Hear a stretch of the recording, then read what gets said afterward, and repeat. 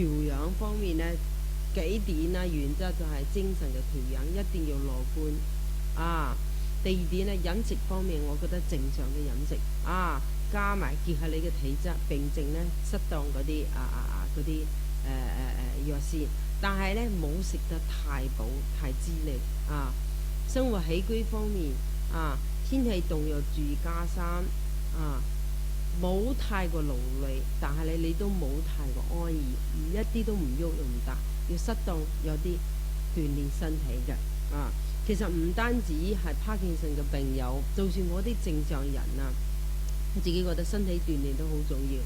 我自己有個體會，如果我嗰一日去咗 gym 鍛鍊咗1個鐘呢，我嗰一日就好精力好旺盛，同埋呢做嘢呢好有效率㗎，即係覺得大腦嗰個氧氣啊都好充足。但係如果個幾日冇鍛鍊呢，就覺得人呢好容易攰㗎嚇，所以我啲正常人呢都要鍛鍊身體。咁呢，即係我哋再同大家簡單介紹一個我哋2年之前完成一個嘉美盧君子湯治療帕金遜病嗰個隨機雙盲對照嘅臨床研究。呢個已經完成咗㗎，係一個即係一個 priority 一個先導性嘅臨床研究。咁我哋做呢個研究嘅目的呢，就係因為長期服用多巴胺利藥帶嚟嗰個運動即係嗰啲副作用，所以呢有好多病人呢希望嚟中醫藥治療，幫助減輕西藥嘅副作用。咁我哋就想睇下到底呢，呢個嘉美盧君子湯就係我啱啱同大家講，清代個醫學家張路嗰個《張氏醫通》入邊有一個脾胃虛弱者盧君子湯加川芎、當歸、歐藤，其實就嗰條方嚟㗎。我哋係古方啊。我哋想睇下佢治療原發性帕金遜病個效果，想睇下對原發性帕金遜病人嗰個生存質量有冇幫助，同埋呢，我哋想睇下佢有冇減輕多巴胺個西藥引起嗰個副作用嗰個效果，評估下佢。咁我哋呢個研究係做咗24個星期嘅單終身隨機雙盲安慰對照嗰個先導性嘅臨床研究。咁呢一次嘅臨床研究，我哋係香港浸會大學陳漢儀伉儷現代中醫治療中心而進行㗎。咁我哋嘅診斷標準呢，就係其實我哋係按住個 UPDR 叫帕金遜病嗰個診斷標準嚟即係治療嗰個原發性㗎嚇。嗰個呢度呢，就列咗7點嗰個納入標準。如果你唔符合呢個納入標準呢，可能我哋都冇辦法呢，即係納入嚟。即係其中一點呢，就係我哋要經過香港註冊中醫師診斷屬於脾虛症型。嗰個脾虛症型就係病人啊、攰啊、冇力啊、便秘啊嗰個呢，中醫嘅脾虛症型嘅診斷呢，係有一個國家嘅標準嘅一個表格㗎，要符合呢個，又符合原發性帕金遜病2點呢個診斷先至可以納入我哋呢個臨床治療㗎。咁我哋都有嗰啲排除標準啦譬如講有嚴重嘅糖尿病有嗰個心臟病肝病認知功能障礙或者繼發性嘅帕金遜或者精神病史我哋都唔可以咧納入呢個治療㗎。咁嗰個即係評估嘅標準，最主要係用咗帕金遜questionnaire 又用咗即係嗰個 UPDRS 同埋 SF36，呢個係評估嗰個 quality of life 生活質素㗎，同埋我哋要評估病人有冇副作用治療過程中有冇副作用。咁呢個呢，就係我哋嗰個治療嗰個結果啦。咁一共呢，就有106個病人參加咗我哋嘅研究，不過呢，經過篩選咗評估咗之後呢，剩翻55個病人係合資格㗎。咁呢個55個入邊呢，28個係中醫治療組，27個呢就係嗰個對照組㗎。咁最後尾呢，喺治療過程中24個星期有啲病人退出嚟，所以最後治療組係22個，對照組係25個。咁呢，就我哋個病人嘅基本資料呢，即係平均嘅年齡，治療組係66.82歲，加緊8.88，對照組係60.88，加減呢9.41，所以呢係差唔多，佢哋冇明顯嘅差別㗎啊。咁4個服用量啊都係差唔多。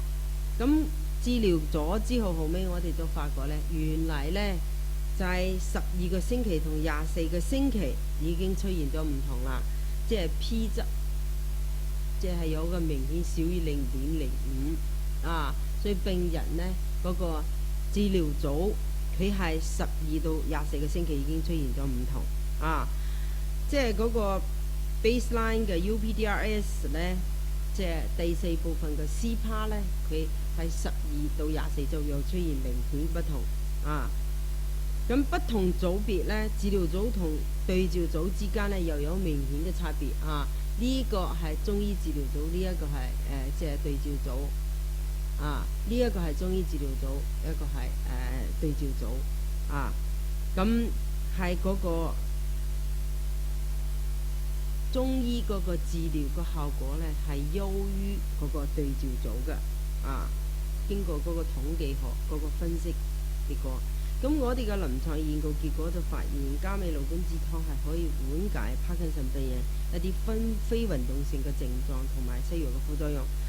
第二點呢，就係加美魯根治湯可以有效改善帕金遜病人嘅溝通能力，嗰個講嘢語言嘅溝通能力。咁呢嗰啲臨床研究呢，我哋就發表咗2篇論文。咁依家呢，就喺呢個先導性臨床研究基礎上呢，我哋就舊年係攞到一個政府嗰個衞生食物福利署嗰個臨床研究嘅資助，就係開展一個40個星期嘅臨床研究，附約係32個星期，上一次係24個星期，呢一次係32個星期，都係用加美魯根治湯。有我哋嘅註冊中醫師金俊美為參與研究嗰個病人嘅情況、症狀評估、問卷調查，同埋有免費嘅肝腎功能嘅檢測。咁藥物呢，就包括個中藥沖劑同埋安慰劑，係以電腦隨機分配嘅。咁呢個臨床研究，我哋嗰個範圍係18歲到80歲，原發性嗰個帕金遜病人。個報名方法呢，就今日同我一齊嚟個蔡家傑中醫師啊。佢呢，呢個有個電話號碼可以聯絡，係有一個 email。咁呢，我哋嘅研究地點就係我哋香港浸會大學中藥學院臨床部。咁就一陣間嗰個講座結束咗之後，如果有興趣嗰啲病友啊，你哋可以同蔡醫師報個名，留低個電話號碼，佢呢就會同你哋跟進㗎啊。好，今日我哋嘅講座呢就講到呢度，咁多謝大家，同埋呢再一次呢，衷心希望我哋帕金遜病友大家呢能夠大病生存得越嚟越好。好，謝謝，唔該，多謝。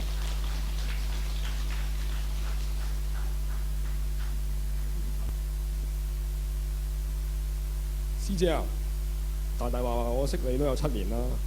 我識你啱啱識你嗰時，你應該做緊嘢喎。咁而家你有冇做嘢啊？我而家冇做嘢啦。我以前做小學教師，同埋做公司嘅會計。葉仔啊，我記得初認識你嘅時候呢，年輕嘅你真係令我好震撼啊！嗰陣我仲有返工嘅，直至到2007年冬天呢，我先至退休。我確診帕金遜症已經有10年啦。葉仔，你患咗病幾耐啊？其實我都好年輕啫，而家我患咗8年啦，同你一樣都係嗰陣時做緊嘢嘅，仲係第一份工。開頭嘅症狀呢，主要都係動作慢啦，同埋拖腳咁嘅。成日覺得有啲唔妥，但係就唔知道有咩唔妥喎，咁啊講唔出，咁啊跟住去睇醫生啦，咁做過全身檢查，咁又睇過精神科醫生。咁最後都係揾唔到咩原因嘅，咁啊後尾屋企人呢，就發覺拖腳嘅情況呢越嚟越犀利啦，咁啊跟住就帶咗我睇一個腦神經專科嘅醫生，咁啊跟住佢都確診話我係帕金遜症嘅，咁啊而家喺沙田威爾斯嗰度復診咯。聽落呢，我初期嘅症狀同你都好似啊，主要係動作慢啦、拖腳同埋冇力。後來呢，我去家庭醫生度做全身檢查，個腦部呢又做磁力共振，發現呢冇乜問題。咁醫生就話冇問題呢，就更加有90%係柏金遜症，所以我就再喺腦科醫生嗰度求證，咁最後確診係柏金遜症。而家呢，就喺伊利沙伯醫院度覆診。傑仔啊，你當初被醫生確診嘅時候，心情係點樣啊？嗰陣時心情真係好難受啊，咁啊覺得好絕望啦，咁心裏邊一直好唔舒服。咁啊，點解一個老人家嘅病會喺一個20幾歲嘅年輕人身上發生呢？咁啊之後仲不斷咁上網啦，揾啲有關柏金遜症嘅資料。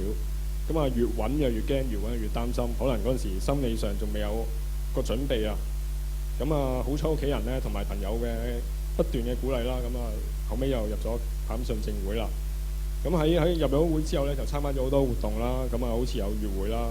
運動組啦，同埋一啲嘅專題嘅講座，咁啊可以了解到柏金遜症嘅知識之餘呢，咁就仲可以識到好多嘅病友啦，咁啊醫生啦同社工咁樣嘅，咁啊好似識咗你啦，阿李敏博士啦，咁啊識到阿何姑娘咁樣嘅，咁啊最難得呢，就係一大班嘅柏友可以互相分憂，互相可以一齊支持同埋鼓勵，咁啊嗰陣時嘅感覺就係覺得好。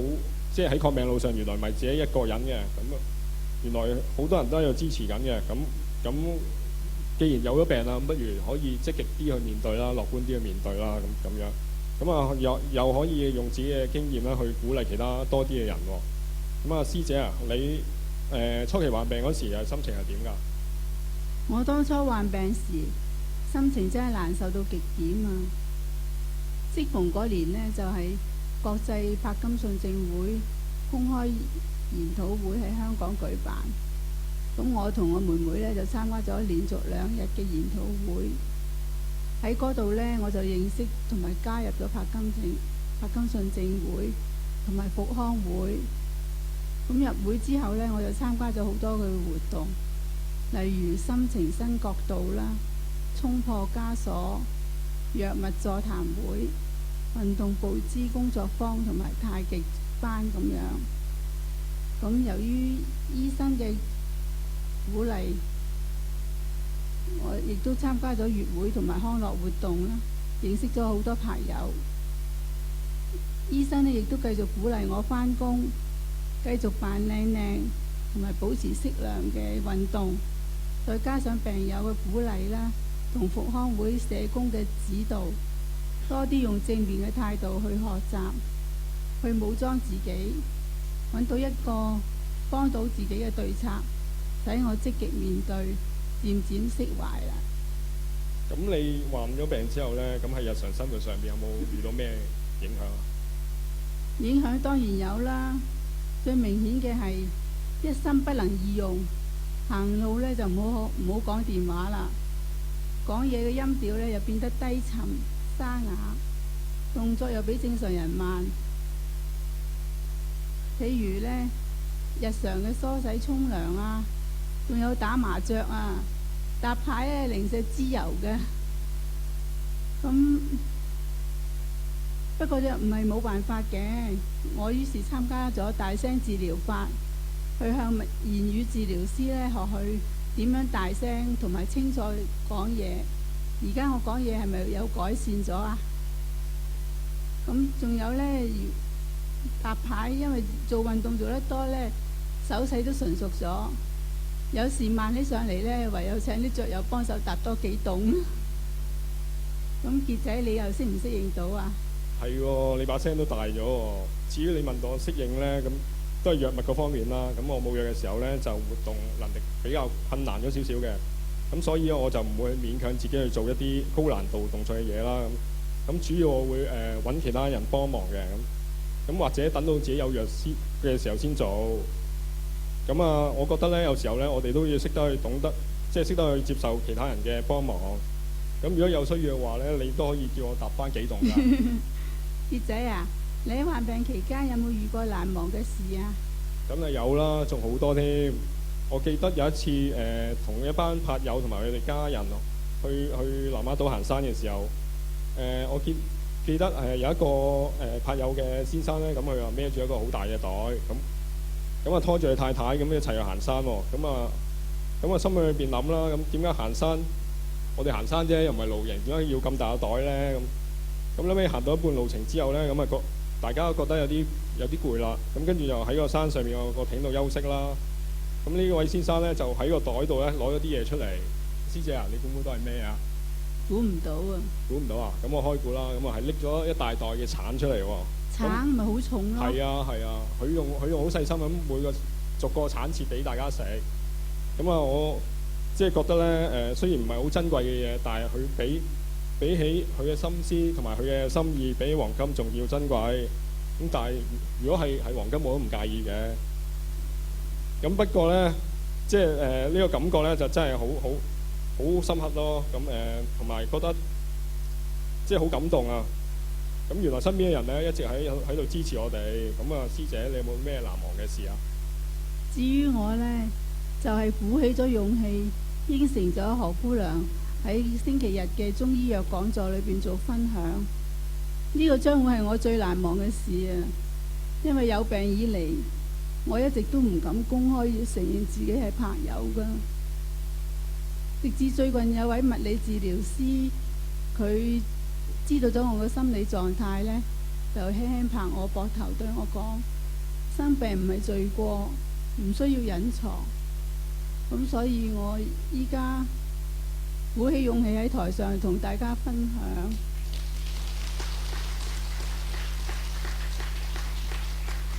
並且呢將自己嘅經歷同埋正面嘅積極態度去同更多嘅朋友交流啦。希望好犀利啊你！我都其實今日都好難忘啦。咁人經歷多咗，咁啊見多咗，咁啊諗嘢都成熟咗。咁我亦都慢慢咁接受咗柏金遜症呢個老朋友。咁啊由唔認識到了解啦，到接受，中間經歷過好多精神上同埋身體上嘅艱辛，咁啊同埋辛酸，咁啊面對過好多困難同埋掙扎。咁雖然我哋唔知道前路咧有幾長，同埋前路有幾多辛苦嘅嘢，但係我都希望大家可以同我一齊，都可以積極咁樂觀咁面對，咁啊活在當下，珍惜眼前一切嘅嘢，因為幸福不是必然嘅。傑仔啊，你講得好好啊！唔知唔覺同柏金遜結伴同行有10年啦。雖則前路難行，但正如你所講，珍惜現在，活在當下，我都係持呢個態度去向前望嘅。咦？差唔多夠鐘咯，我都要走啦，我要翻去預會啊，同啲老友聚一聚，唔係就遲到㗎啦。好啦，我都差唔多夠鐘咯喎。你去邊度啊？去打麻雀係嘛？唔係，去福康會做義工。哦，去做義工。下次再傾過啦。好啦，拜拜。拜拜。個機會咧，好多謝咧，我哋今日咧其實都有好多嘅台前幕後嘅義工啦，係咪？頭先大家嚟到嘅時候咧，門口有好多嘅義工幫手嚇，咁我希望大家咧就俾一啲熱烈嘅掌聲，好嘛？多謝晒咧今日台前幕後嘅義工嚇，咁包括咧就我哋2位嘅司儀啦，就阿胡珍妮啦，同埋我身邊嘅劉偉剛啦嚇，咁另外咧就我哋正話有2位嘅分享，就張文傑啦，同埋阿張麗端啦嚇，咁同埋咧就仲有頭先喺門口幫手接待嘅義工啦，許佩儀啦。盧敬熙同埋太太啦，陳燕啦，Carol 啦，Tracy 啦嚇，同埋TK 啦嚇，咁另外咧就仲有場內都有好多喎，咁就包括阿嚴生啦，就阿 Tony 嘅太太啦，歐艷榮啊咁等等，咁同埋咧我哋今日幫手攝影嘅阿同事阿黃姑娘 Iris 係啦，咁啊唔該晒大家嚇 ，OK 嚇，好，咁如果大家有問題嘅話咧，就可以咧繼續即係拎一啲問題指出嚟，好嘛 ？OK，咁我哋咧希望即係可以請阿博士咧幫我哋逐一解答。其實我要講一講咧，我哋今日仲要最多謝咧就係何姑娘為我哋搞呢個講座，俾大家。你聽錯咗係啦，OK， 好快。多謝大家，係啦。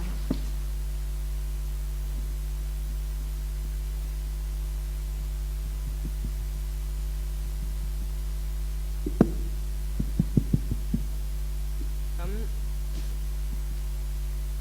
我就做莊子。第一個問題係治療服西藥期間可否服用中藥？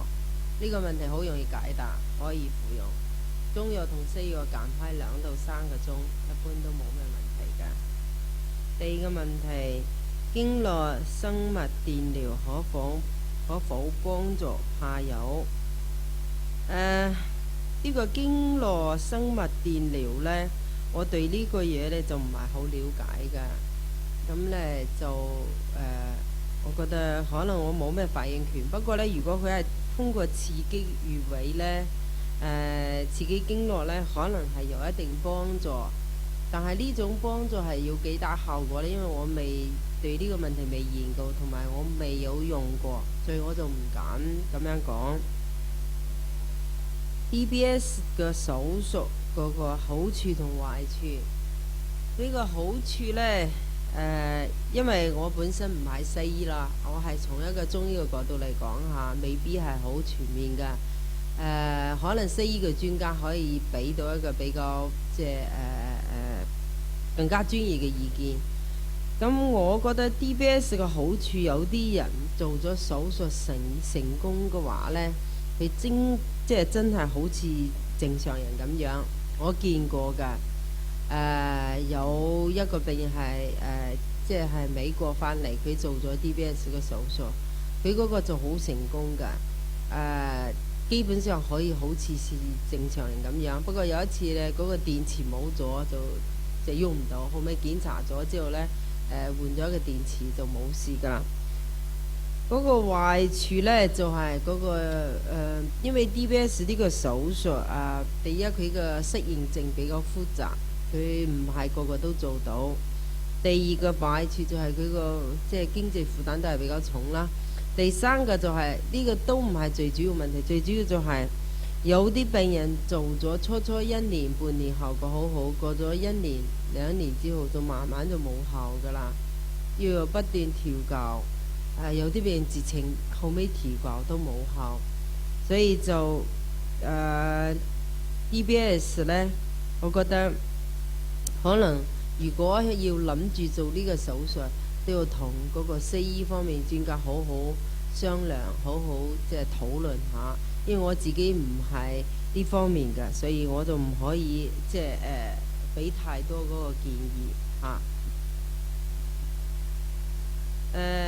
什麼是加味蘆君子湯？加味蘆君子湯就係蘆君子湯加咗川芎、歐藤、黨龜。咁蘆君子湯入邊呢，就有化下陳皮、黨參、雲苓、白術、甘草，係滷味藥嚟㗎。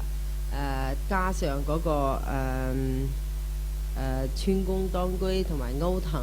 我哋喺臨床上治療嗰陣時呢，可能去根據病人，譬如講有血瘀嘅情況，去加啲活血化瘀嗰啲啊；有痰濕啊，加啲去痰嗰啲啊。所以未必係原味不變用呢個方㗎嚇。中藥對利豆粉個運用，嗰個利豆粉其實我真係唔知㗎，我係啱啱聽陳賢講㗎。佢話呢一個係嚟自印度㗎，係咪？我哋呢個呢，我唔係好了解，佢係咪一種草藥，或者草藥同西藥一齊合併含有西藥嗰啲呢？我對呢個唔係好了解㗎。我今日嚟先至第一次聽陳賢講㗎。有冇中成藥可取代西藥呢？呢一個目前冇㗎。呢一點呢，同大家講，你如果已經食開西藥，你最好冇咁亂停亂揀藥，一定要同醫生好好商量。就算揀藥都要少啊，即係揀藥。川芎、白芷、魚桃對此症有何幫助？川芎、白芷、魚桃湯呢，佢通常係治療頭暈啊、頭痛啊。如果譬如講你有頭暈頭痛即係有啲高血壓，食呢個川芎、白芷、魚桃湯可能係有幫助。但係如果你冇，你可能就未必有咩幫助㗎。所以最主要都係根據你嘅病情啊，你嘅辨證嘅體質。曾識過李敏博士有關歐藤嘅效果，請再詳細講一下，可否單服用，服量幾多？有冇更新嘅發現？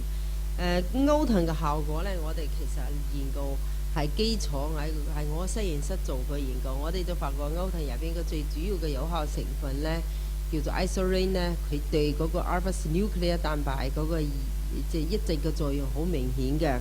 但係喺臨床治療呢，同實驗室研究係唔同㗎。要同大家講下，實驗室研究出嚟結果未必等同臨床治療效果。咁臨床治療歐藤呢，通常都唔會單味藥用㗎，都係要同複方一齊應用㗎。所以呢，冇辦法話俾你知可否單服用冇。用量係幾多？即係用量喺複方入邊呢，通常歐藤呢可以用到15到30克。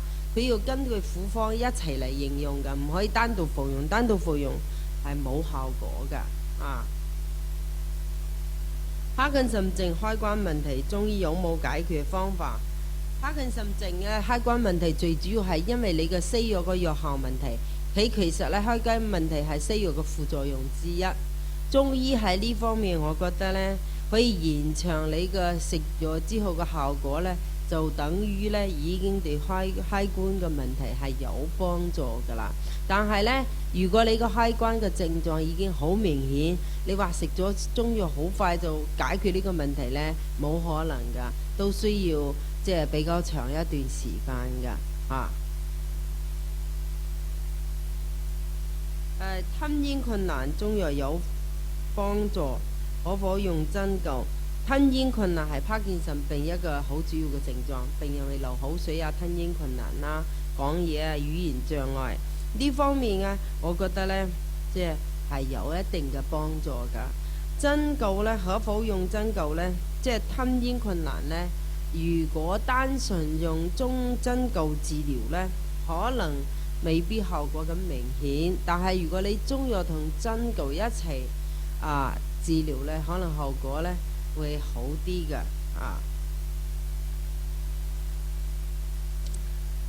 針灸每個星期2次，連續5年對帕金遜病有害。我覺得呢，針灸通常我哋建議病人係2到3日有一次，所以你一個星期2次唔算多㗎。如果呢個針灸醫師係專業嘅針灸醫師呢，我覺得應該係對呢個病係有一定幫助。用5年有冇害處呢？呢一點因為我本身唔係專登做針灸嘅。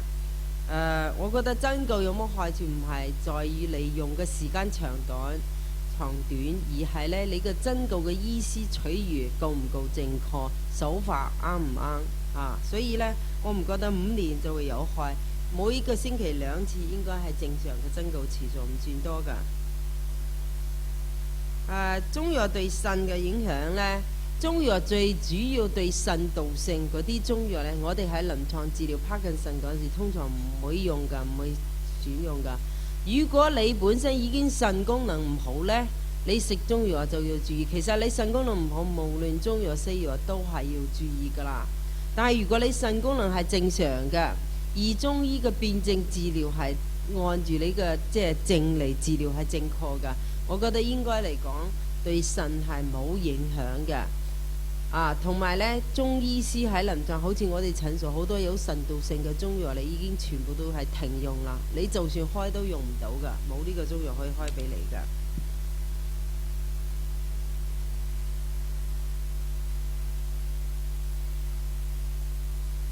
請問帕金遜症係西藥有些藥係唔可以食，因為破壞療效而抽痛嚴重。中藥有火冇啲中藥唔可以用呢？係咁樣，中醫係最主要講究辨證論治。